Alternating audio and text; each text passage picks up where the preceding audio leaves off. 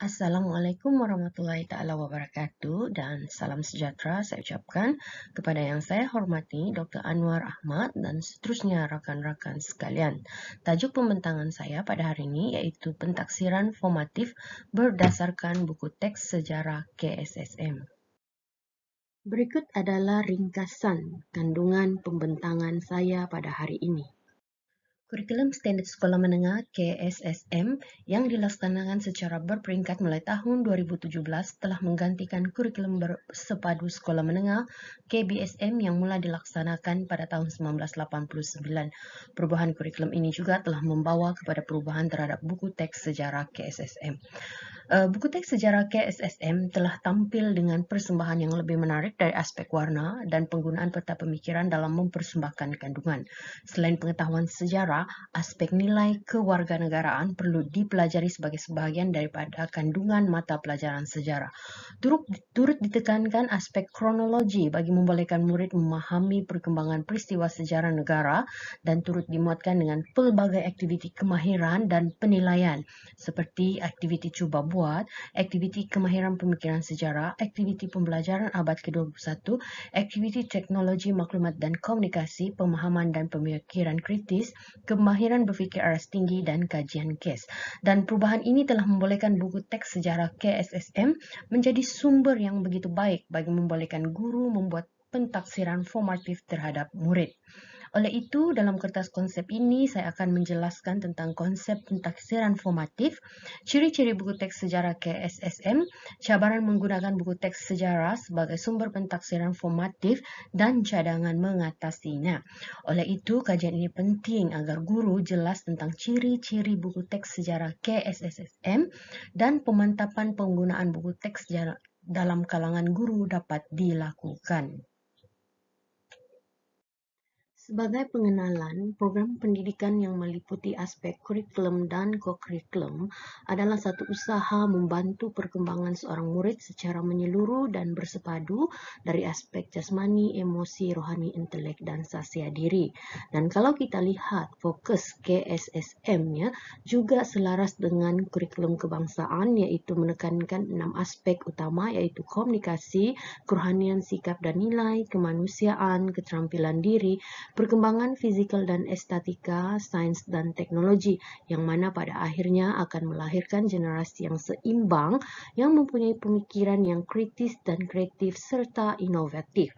Dan fokus kurikulum sejarah juga selaras dengan fokus KSSM, yang mana pada akhirnya akan melahirkan generasi yang arif dan peka sejarah dengan menekankan aspek kesepaduan dan aspek pengetahuan, kemahiran pemikiran sejarah, dan juga elemen kewarganegaraan.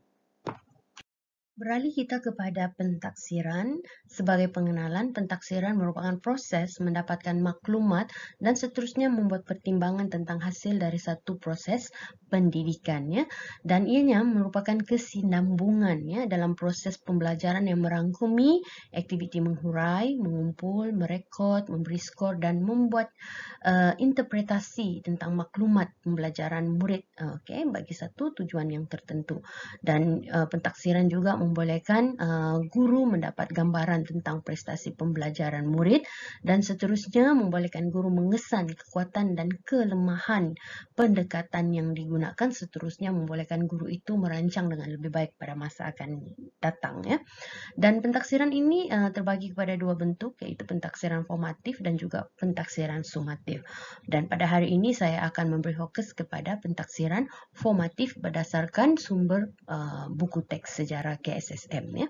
Dan kalau kita lihat di sini, pentaksiran formatif itu dirujuk sebagai satu set aktiviti yang dijalankan oleh guru dan atau murid untuk mengumpul bukti pembelajaran yang akan digunakan untuk mengubah suai aktiviti pembelajaran dan pemudacaraan berdasarkan keperluan murid.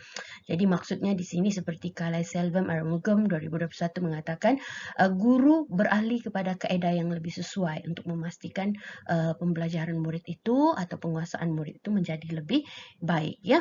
Jadi pentaksiran ini berfokuskan kepada pembelajaran dan juga menekankan modifikasi, ubah suai ataupun penambahbaikan. Dan antara instrumen yang digunakan termasuklah lembaran kerja, pemerhatian, kuis, narasema, laporan tugasan, tugasan rumah, ujian dan sebagainya lah. Mungkin cikgu-cikgu di luar sana boleh kongsikan lah ya instrumen-instrumen yang cikgu gunakan dalam membuat pentaksiran. Dan dari segi prinsip, terdapat 5 prinsip yang digariskan oleh Noraini Abu Sama 2020, antaranya berkongsi dan memahamkan murid akan objektif pembelajaran serta kriteria kejayaan. Maksudnya kita akan bagi tahu apakah objektif atau kriteria kejayaan yang perlu dicapai oleh murid. Membantu menghasilkan bukti-bukti pembelajaran berdasarkan apakah objektif atau kriteria kejayaan yang ingin kita murid capai, memberi maklum balas yang memajukan pembelajaran. Seterusnya keempat, membantu murid atau menolong dan menyokong antara satu sama lain. Maksudnya di sini kita menggalakkan aktiviti pembelajaran yang kolaboratif ya dalam kalangan murid itu sendiri. Kemudian yang seterusnya, membantu murid menjadi pemilik pembelajaran mereka sendiri. Maksudnya bagaimana murid itu kita berikan satu tugasan tetapi dia boleh melaksanakan mengikut kreativiti dan juga keinginan ataupun potensi diri mereka. Jadi ini selaras seperti yang ditekankan dalam fokus KSSM itu tadi ya. Pentaksiran formatif boleh berlaku dalam dua keadaan. Keadaan yang pertama iaitu pentaksiran formatif secara spontan, iaitu apabila guru menyedari gerakan badan murid yang menunjukkan murid tidak memahami sesuatu pembelajaran dan bertanya terus kepada murid tersebut tentang pemahamannya. Ataupun mungkin guru meminta murid memberikan contoh-contoh yang sesuai selepas murid itu mempelajari sesuatu istilah, konsep atau sebagainya. Atau mungkin juga berlaku sesi soal jawab semasa sesi pembelajaran yang membolehkan guru mendapat maklumat tentang penguasaan murid tersebut ya. Kemudian pentaksiran formatif terancang pula ialah melibatkan aktiviti seperti kuis ya, melibatkan murid membuat lembaran kerja dan seumpama dengannya ya. Dan di sini ditekankan kepelbagaian aktiviti ya yang membolehkan guru membuat pentaksiran meliputi kognitif, efektif dan juga psikomotor murid yang membolehkan guru mengenali kebolehan dan juga keupayaan murid. Seterusnya boleh merancang pada masa akan datang aktiviti-aktiviti yang bersesuaian dengan potensi, kesediaan murid dan sebagainya. Jadi kalau kita lihat gambar-gambar yang saya kongsikan di sini menunjukkan bagaimana pelbagai aktiviti itu melibatkan murid ya, bukan saja secara kognitif, tetapi di sini kita boleh lihat efektif dan psikomotor murid itu terlibat dalam menjayakan pembelajaran dan pemudacaraan. Buku teks adalah bahan yang menyokong aktiviti pembelajaran dan pemudacaraan. Ianya dijadikan sebagai rujukan utama yang mana membolehkan murid-murid mempelajari tentang fakta, konsep, prinsip undang-undang, teori ataupun ide-ide inovatif. Dan kalau kita lihat di negara kita sendiri, buku teks itu adalah untuk menyeragamkan kurikulum, sama ada dari segi pengetahuan ataupun dari segi pentaksiran. Buku teks sejarah di negara kita juga merupakan menjadi rujukan utama ya untuk guru dan juga murid, dan begitu juga yang berlaku di negara-negara luar, contohnya seperti di Indonesia. Seterusnya kita lihat buku teks sejarah KBSM ya yang telah digantikan dengan KSSM ini. Yang mana kalau kita lihat buku teks sejarah KSSM ini, kalau kita lihat kandungannya lebih kepada persembahan dalam bentuk peta minda khususnya di awal bab, kemudian disusuli dengan kandungan yang membolehkan murid menguasai pengetahuan sejarah itu sendiri yang disampaikan dalam bentuk perkataan-perkataan ayat yang panjang ya, kurang bergambar dan hanya melibatkan warna yang sedikit ya. Dan di penghujung setiap bab itu disertakan dengan soalan-soalan pengujian penilaian yang minimal ya, yang terdiri pada soalan objektif dan sedikit soalan struktur atau esei. Seterusnya diakhiri dengan glossary. Beralih kita kepada buku teks sejarah KSSM, yang mana buku ini tampil dengan persembahan yang lebih menarik dari aspek warna dan penggunaan peta pemikiran dalam mempersembahkan kandungan. Selain itu, aspek kewarganegaraan perlu dipelajari sebagai sebahagian dari kandungan mata pelajaran sejarah itu sendiri, ya. Dan yang paling penting, kandungan, ya, seperti kemahiran dan penilaian, antaranya aktiviti cuba buat, aktiviti KPS, PAK 21, TMK, pemahaman dan pemikiran kritis, KEBAT, dan kajian KES, ya, ditambah baik dalam buku ini, ya.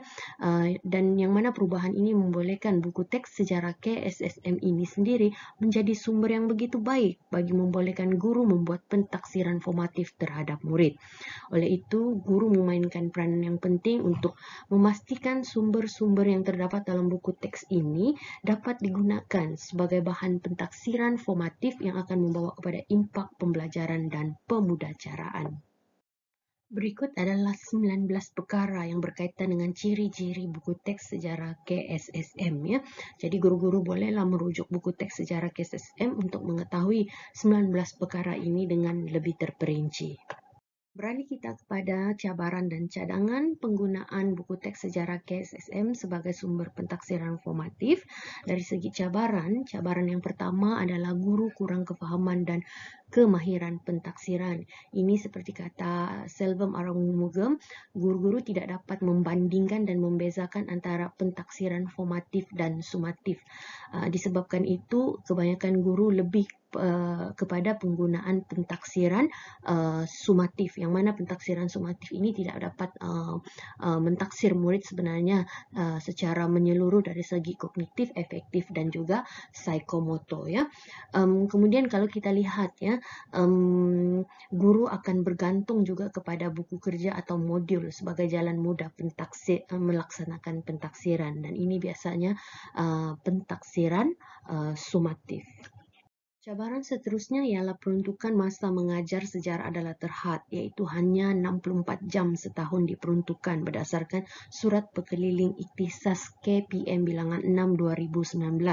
Sedangkan kalau kita lihat kandungan mata pelajaran sejarah itu begitu luas, antara 8 hingga 10 bab, dengan ciri-ciri buku teks sejarah seperti yang saya jelaskan tadi, memerlukan guru, ya, merancang, memerlukan masa untuk merancang dan melaksanakan aktiviti dan juga pentaksiran. Ini turut disokong oleh Syazwani 2019, yang mana beliau menyatakan mata pelajaran sejarah itu terlalu padat dengan fakta-fakta. Tambahan pula apabila sejarah wajib lulus di peringkat SPM. Jadi ini menyebabkan guru-guru menggunakan masa lebih banyak untuk membuat latih tubi bagi memastikan murid-murid bersedia menghadapi peperiksaan. Jadi ini juga menyebabkan guru-guru menekankan proses penghafalan, ya. Jadi menyebabkan pentaksiran formatif itu sukar dijalankan. Dari segi cabaran yang ketiga ialah kemahiran pedagogi guru. Sebenarnya kalau guru-guru memahami dan melaksanakan pentaksiran formatif, guru-guru boleh memperbaiki kemahiran pedagogi guru-guru dari semasa ke semasa, ya. Dan kalau kita lihat di sini, ya, Rosita Lin, ya, dengan Leza Kiamsin ni, dia cakap guru yang berkesan ialah guru yang mempunyai kemahiran mengajar. Jadi bagaimana guru itu mempunyai kemahiran mengajar? Jadi guru-guru ini kena sentiasa mencuba, kena sentiasa membuat modifikasi. Dengan sentiasa mencuba, sentiasa membuat modifikasi, barulah guru-guru ini dapat melaksanakan pembelajaran dan pemudacaraan yang memenuhi keperluan murid itu sendiri, ya.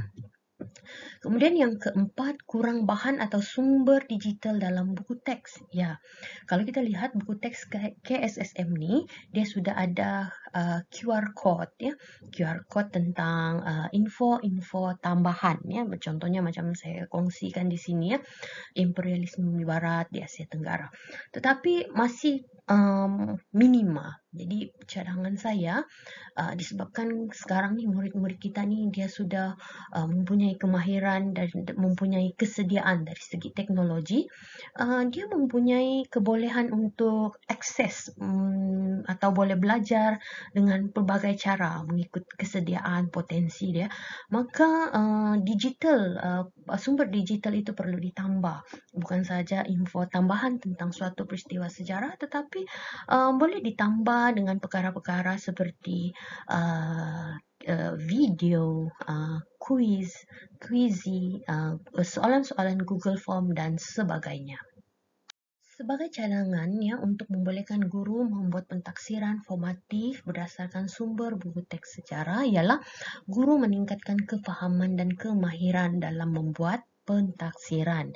Jadi pihak-pihak berkenaan bolehlah membantu guru-guru ya. Contohnya pihak-pihak BPG, BPK ya untuk membantu dan memastikan pendekatan guru dalam bilik darjah sentiasa ditambah baik. Selain itu, guru-guru juga perlu meningkatkan pengetahuan serta integriti ya dalam membuat pentaksiran ya. Penting ya, sebab kalau kita lihat konsep PBD pun masih saya dengar guru yang mempunyai kefahaman yang kurang jelas. Contoh, buka sekolah ni saya mau buat PBD. Contoh, nanti bersemuka saya mau buat PBD. So, adakah selama ini kita semasa PDPR tidak membuat PBD? Sedangkan setiap hari apabila kita mengajar, kita perlu membuat PBD, pentaksiran bilik darjah. Kita mentaksir, ya, kita menetapkan objektif, kemudian kita mentaksir murid itu. Dan kita perlu jelaskan dalam penulisan refleksi kita, bagaimana pencapaian murid, bagaimana perkembangan pentaksiran kita pada hari kita mengajar tersebut ya. Kemudian guru yang mempunyai pengetahuan dan kemahiran akan mempunyai kesediaan yang tinggi dalam melakukan pentaksiran. Jadi guru yang dia jelas tentang konsep pentaksiran ni dan dia mahir membuat pentaksiran ni, sebenarnya dia akan bersedia. Macam hari-hari dia mengajar pun dia boleh mentaksir. Okey, di mana-mana dia jumpa murid pun sebenarnya dia boleh mentaksir. Okey, macam contoh kalau kita ajar tentang kepimpinan ya, mungkin di dalam kelas dia tidak dapat menjelaskan konsep dengan baik, okey, tetapi bila berlaku di luar kelas, mungkin kita jumpa dia di kantin atau di tempat-tempat tertentu, dia boleh menunjukkan konsep itu dengan baik. Jadi kalau di sini kita dengan integriti yang ada pada diri kita, kita boleh mentaksir murid itu, boleh merekod apa yang kita nampak dengan perlakuan murid itu ya. Kemudian meningkatkan kemahiran pedagogi guru. Jadi ini selain ada pihak-pihak yang membantu seperti BPK, BPG, okey, tetapi guru-guru sendiri juga boleh meningkatkan kemahiran cikgu melalui pembacaan, contohnya buku-buku PAK 21 sejarah, okey, kemudian melalui webinar atau perkongsian profesional yang dilakukan secara bersemuka maupun secara atas talian ya, yang mana sebenarnya banyak ya kalau kita tengok video-video yang cikgu boleh ulang tonton ya pada bila-bila masa untuk menambah baik konten cikgu sendiri ya. Kemudian yang seterusnya, latihan dan bengkel penggunaan buku teks ya. Khususnya ini peranan BBT lah ya. Dan sebenarnya saya ada mengikut satu mesyuarat prasidang ya, cadangan balas mesyuarat libat urus KPM bersama-sama pihak berkepentingan berkaitan dengan buku teks sejarah KPM ya yang berlangsung 22 September 2021, yang mana salah satu perkara yang ditekankan yang bakal ya, tidak tahulah baru perancangan bakal dilaksanakan ialah memantapkan kemahiran guru menggunakan buku teks sejarah. Jadi ini kalau berlaku, kalau benar-benar berlangsung, satu benda yang sangat bagus lah ya untuk kita guru-guru sejarah.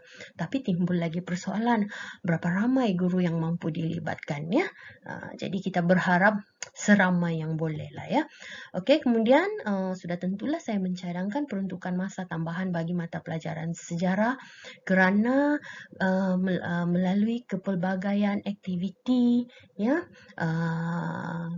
yang membolehkan kita mentaksir murid dari segi kognitif, efektif dan psikomotor itu memerlukan masa. Jadi kecukupan masa itu sangat penting ya, dan kepelbagaian aktiviti itu sangat penting untuk membolehkan murid kita ini dapat mengembangkan potensi ya yang selaras dengan matlamat KSSM tadi itu, melahirkan insan yang seimbang, kreatif dan inovatif. innovative. Jadi dalam pembelajaran sejarah, kita juga perlu menekankan aspek kreatif dan inovatif. Sejarah tu bukan menghafal sahaja, tetapi bagaimana aktiviti-aktiviti yang dilakukan oleh murid itu, kita akan nampak di situ kreativiti dan juga inovasi yang dihasilkan oleh murid. Akhir sekali saya mencadangkan agar BBT dapat menambah bahan atau sumber digital bagi meningkatkan penggunaan TMK ya dalam buku teks. Yang mana kalau kita lihat dalam kajian seperti yang dijalankan oleh Richie dan rakan-rakan, iaitu Woodwall berjaya meningkat pencapaian murid dalam mata pelajaran sejarah ya. Begitu juga kajian seperti Muhammad Mazan Awang dan rakan-rakan, yang mana TMK dapat menarik minat pelajar dan meningkatkan pencapaian dalam mata pelajaran sejarah. Begitu juga kajian dari luar, iaitu dari Indonesia, Darwati, ya, variasi dalam penilaian menyebabkan pelajar tidak akan bosan dengan model penilaian yang hanya memilih jawapan atau menjawab soalan esei. Jadi ini saya sertakan satu contoh ya, bagaimana buku kerja iPro ya, modul pentaksiran iPro ini dilengkapkan begitu banyak bahan-bahan digital ya, seperti maklumat, soalan kuis Google Form dan sebagainya. Jadi ini merupakan satu perkembangan yang baik lah ya, untuk memberi peluang kepada murid yang mampu akses dan mempunyai peralatan untuk belajar sejarah mengikut kesesuaian walau berada di mana jua. Sebagai kesimpulan, apa yang saya boleh katakan ialah pentaksiran formatif begitu penting ya. Penting kepada guru dan juga kepada murid, iaitu kepada guru untuk membolehkan guru sentiasa membuat modifikasi atau penambahbaikan terhadap pendekatan dalam bilik darjah, dan kepada murid agar murid dapat melalui satu suasana pembelajaran yang bermakna, yang mampu mengembangkan potensi mereka secara menyeluruh dan bersepadu. Dan kalau kita lihat langkah KPM memperkenalkan PBD, satu yang baik yang selaras dengan keperluan di peringkat global ya, yang mana melalui PBD ini kita boleh mentaksir murid itu dengan lebih holistik ya. Dan kalau kita lihat, buku teks adalah sumber yang sangat membantu kepada guru dalam membuat pentaksiran formatif, khususnya buku teks sejarah KSSM, seperti mana yang saya tekankan tadi, ciri-ciri yang terkandung dalam buku teks sejarah KSSM itu memberi idea ya kepada guru untuk melaksanakan pentaksiran yang lebih menyeluruh ya, yang mana sebenarnya kalau guru-guru dapat melaksanakan pentaksiran formatif berdasarkan sumber-sumber buku teks itu, kita mampu melahirkan generasi yang kritis, kreatif dan inovatif yang telah melalui satu sesi pembelajaran yang aktif ya, yang fokus dan yang bermakna ya. Dan akhir sekali, pelbagai cabaran untuk memastikan penggunaan buku teks sebagai sumber pentaksiran ini perlu diperhalusi dan diselesaikan dengan sebaiknya. Dengan itu, berikut adalah senarai rujukan yang saya gunakan untuk menyiapkan kertas konsep ini.